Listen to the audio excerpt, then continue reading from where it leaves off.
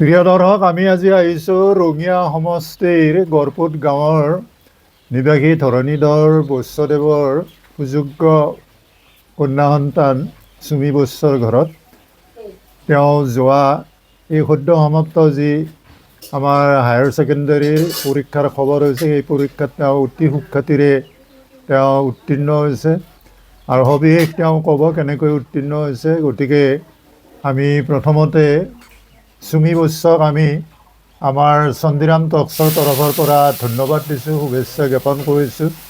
গতিকে চুমি, নমস্কাৰ। তুমি তোমাৰ প্ৰথমে পৰিচয়টো কোৱা ৰাইজক, আমাৰ শিক্ষাপ্ৰেমী ৰাইজক। নমস্কাৰ, মোৰ নাম শ্ৰী চুমি বৈশ্য, মোৰ দেউতাৰ নাম শ্ৰী ধৰণী বৈশ্য, গাঁও গড়পুত, ডাকঘৰ বাৰাঙাটি, জিলা কামৰূপ, অসম। তুমি ক'ৰ ছাত্ৰী আছিলা, কোন স্কুলৰ পৰা? মই উচ্চতৰ মাধ্যমিক বাণী বিদ্যাপীঠ চন্মাগুৰিৰ পৰা হাইস্কুল উচ্চতৰ মাধ্যমিক চূড়ান্ত বৰ্ষৰ পৰীক্ষাত উত্তীৰ্ণ হৈছোঁ। পৰীক্ষাৰ হেৰিটো কৈ দিয়া, কি নম্বৰ, কোনটোত কি পালা, কি ডিভিজন পালা, কিমান পাৰ্চেণ্ট হ'ল? হয়, মই বিষয় ছটাত লেটাৰ পাইছোঁ। ছয়টাত হয়। মুঠ নম্বৰ 452 আৰু 91%। প্ৰিয় দৰ্শক, আমি সঁচাই বৰ আনন্দিত হৈছোঁ যে চুমি বৈশ্যই যিটো ৰিজাল্ট কৰিছে, 6খনত লেটাৰ পাইছে। লেটাৰ পালে কিমানকৈ নম্বৰ পাব লাগে আপোনালোকে জানে। গতিকে 6খনত লেটাৰ পাইছে আৰু পাৰ্চেণ্ট হৈছে 91%। তেওঁ পঢ়িছিলে চন্মাগুৰি হায়াৰ ছেকেণ্ডাৰীৰ পৰা, আৰু চন্মাগুৰি হায়াৰ ছেকেণ্ডাৰীকো এই তৰফত আমি এই সন্দৰ্ভত ধন্যবাদ জ্ঞাপন কৰিছোঁ আৰু শিক্ষক বন্ধুসকলক শুভেচ্ছা দিছোঁ যে এনেকুৱা ৰিজাল্ট কৰিব পৰাৰ যিটো সক্ষমতা, সেইটো তেখেতসকলে যথেষ্ট নিশ্চয় অৰিহণা যোগাইছে। এতিয়া চুমি বৈশ্যক এটা সৰু প্ৰশ্ন, তুমি আচলতে ইমান ভাল যে ৰিজাল্ট কৰিলা, ইয়াৰ অন্তৰালত তোমাৰ কি উৎস আছে? তোমাক কোনে বেছি আনন্দ বা উৎসাহ যোগাইছে? হয়, এই ক্ষেত্ৰত মই মোৰ বিদ্যালয়ৰ শিক্ষাগুৰুসকলৰ নাম প্ৰথমে ল'বই লাগিব, নল'লে মোৰ ভুল হ'ব। তেখেতসকলে যিখিনি চেষ্টা কৰিছে তাৰ ফলত এই ৰিজাল্টটো সম্ভৱ হৈছে, আৰু মা দেউতাকতো ল'বই লাগিব, মা দেউতাও আছে লগত, আৰু শিক্ষাগুৰুসকলৰ ছাপোৰ্ট বহুতখিনি পাইছোঁ, তাৰ বাবে হয়তো এইখিনি সম্ভৱ হৈছে। প্ৰিয় দৰ্শক, আমি এটা কথা মন কৰিব লাগিব যে দৰিদ্ৰতা বা যিটো দুখীয়া অৱস্থাৰ ছাত্ৰ ছাত্ৰীসকল, এই দুখীয়া ছাত্ৰ ছাত্ৰীসকলৰ কিবা প্ৰতিবন্ধক এটা থাকিব পাৰে বুলি মই আজি ভবা নাই, বা আগতো এই অভিজ্ঞতাটো নাই। অৰ্থাৎ দুখীয়া হ'লে যে ছাত্ৰ ছাত্ৰী পঢ়াত কম নম্বৰ পাব, সুখ্যাতিৰে তেওঁলোকে পৰীক্ষাত উত্তীৰ্ণ হ'ব নোৱাৰিব, তেনে কথা নাই। দৰিদ্ৰতাৰ যি কবল, সেই কবলৰ মাজতো এজন বা এজনী ছাত্ৰী ভাল ৰিজাল্ট কৰিব পাৰে। তাৰে উদাহৰণ হ'ল চুমি বৈশ্য। চুমি বৈশ্যৰ ঘৰৰ অৱস্থা বৰ ভাল নহয়। দিন হাজিৰা কৰি ঠেলা চলাই দেউতাকে তেওঁক যি পঢ়া খৰচ বা ভৰণ পোষণ ঘৰখন দিব লাগে, এইটো এটা অতি কঠোৰ পৰিশ্ৰমৰ মাজত চুমি বৈশ্যই এই ৰিজাল্ট কৰিবলৈ সক্ষম হৈছে। গতিকে আমি নিশ্চয় ক'ম যে দৰিদ্ৰতা কেতিয়াও বাধাৰ প্ৰাচীৰ হ'ব নোৱাৰে। গতিকে চুমি বৰাক এই সন্দৰ্ভত ঘৰৰ পৰা কিবা অসুবিধা পাইছিল নেকি আমি সুধিছোঁ। ঘৰৰ যি পবিত্ৰতা, পৰিশ্ৰম, এইটো সন্দৰ্ভত তুমি দুআষাৰ কথা কোৱা। ঘৰৰ পৰা তেনেকুৱা একো পোৱা নাই সমস্যা, কিন্তু যিখিনি ছাপোৰ্ট পাব লাগে সেইখিনি গোটেই পাইছোঁ আৰু ঘৰৰ পৰা। আৰু বাকী সকলো শিক্ষাগুৰুসকলে বহুত সহযোগিতা কৰিছে। কিবা অকল মানে ক্লাছত নহয় আৰু ক্লাছৰ বাহিৰতো যিখিনি আমি সুধো নোৱাৰা সেইখিনি সকলোতে ছাৰসকলে সহায় কৰে।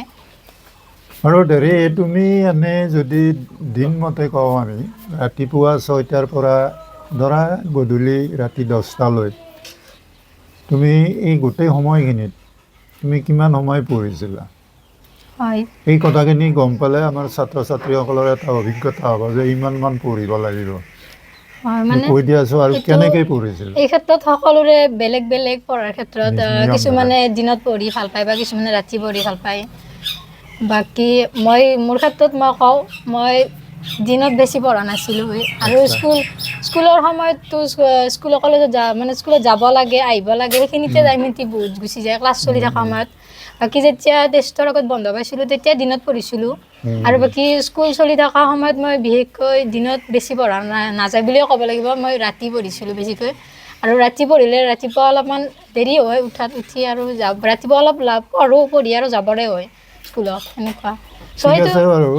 এই যিটো আমাৰ পঢ়াৰ লগত যিটো খাদ্য অভ্যাস ছাত্ৰ ছাত্ৰীসকলৰ, এই খাদ্য অভ্যাসটো কেনে লাগে যে বহুত ছাত্ৰ ছাত্ৰীয়ে সদায় কণী খায়, সদায় মাংস বিচাৰে, সদায় মাছ বিচাৰে। তোমাৰ এইটোত কি অভিজ্ঞতা আছে যে ভাল ৰিজাল্ট কৰিব লাগিলে এনেকুৱা খাদ্য খায়ো পাৰি? কি ক'বা? এই ক্ষেত্ৰত মই নকওঁ, কাৰণ মই ইমানো বেছি হেৰি নহয়, কাৰণ যিখিনি ঘৰত আৰু সম্ভৱ যিখিনি মা দেউতাই দিব পাৰে সেইখিনিয়ে খাইছোঁ, সেইখিনিয়ে আৰু এনে কি ভাল পাইছিলা খাই? মাছ, মাংস? গাখীৰটো সদায় মায়ে দিয়ে, মই ভাল তুমি নাপাওঁ। খুব মানে ভাল বস্তুটোৱে খাইছা, গতিকে বেলেগ একো নালাগে। মই ভাল নাপালেও মাৰ জোৰত খাব লাগে, গাখীৰটো ডেইলি খাইছিলোঁ বাৰু, সেইটো নকওঁ। আৰু কণীও খাওঁ, ঘৰৰ কণী।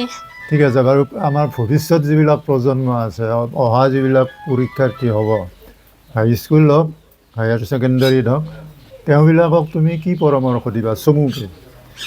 হয়, মই হাইস্কুলে হওক বা হাই ছেকেণ্ডাৰী হওক সকলোকে এটাই উপদেশ দিম, মানে প্ৰাইভেট টিউশ্যনত বেছি গুৰুত্ব নিদি স্কুলৰ যিখিনি পঢ়ায় বা স্কুলৰ শিক্ষাগুৰুসকলৰ মানে কথাখিনি ভালদৰে শুনিলে বেছি উপকৃত হ'ব।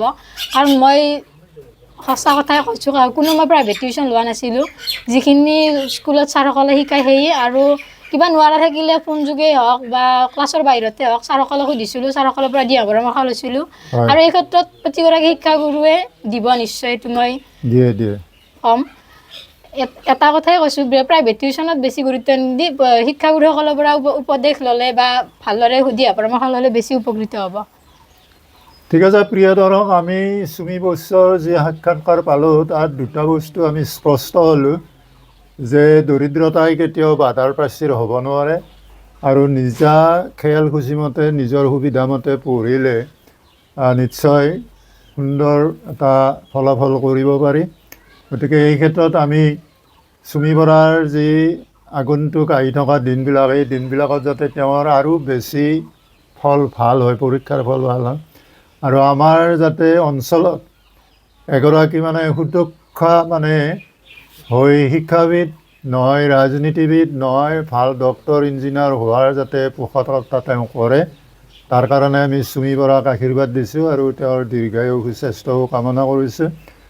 এই ক্ষেত্ৰতে আমি দৰ্শক বন্ধুসকলক এইটো কথা ক'ম যে আমাৰ যিটো ভিডিঅ', এই ভিডিঅ'টো আপোনাসকলে শ্বেয়াৰ কৰিব এইকাৰণে যে চুমি বৰা বৰ দুখীয়া, চুমি বৈশ্য বৰ দুখীয়া ছোৱালী। গতিকে আমাৰ যিসকল প্ৰতিনিধি আছে, ৰাজনৈতিক প্ৰতিনিধি, আমাৰ MLA আছে মাননীয় কলিতাদেৱ বা সাংসদ আছে দিলীপ শইকীয়াদেৱ, তেখেতসকলৰো যাতে জ্ঞাত হয় যে চুমি বৈশ্য নামৰ এনেকুৱা দৰিদ্ৰ ছোৱালী এজনীয়ে ভাল ৰিজাল্ট কৰিছে। গতিকে এওঁৰ খবৰটো যাতে তেওঁলোকৰ কাণত পৰে, তাৰ কাৰণে ভিডিঅ'টো শ্বেয়াৰ কৰিব, লাইক কৰিব, আৰু যাতে তেওঁক চৰকাৰৰ পৰা বা আমাৰ বিশেষ উৎসাহী ব্যক্তিৰ পৰা সহায় সহযোগিতা পায়, তাৰ কাৰণে আমি কামনা কৰিছোঁ, আৰু ভিডিঅ'টো আপোনালোকক শ্বেয়াৰ কৰি দিয়াৰ কাৰণে অনুৰোধ ৰাখিছোঁ। নমস্কাৰ।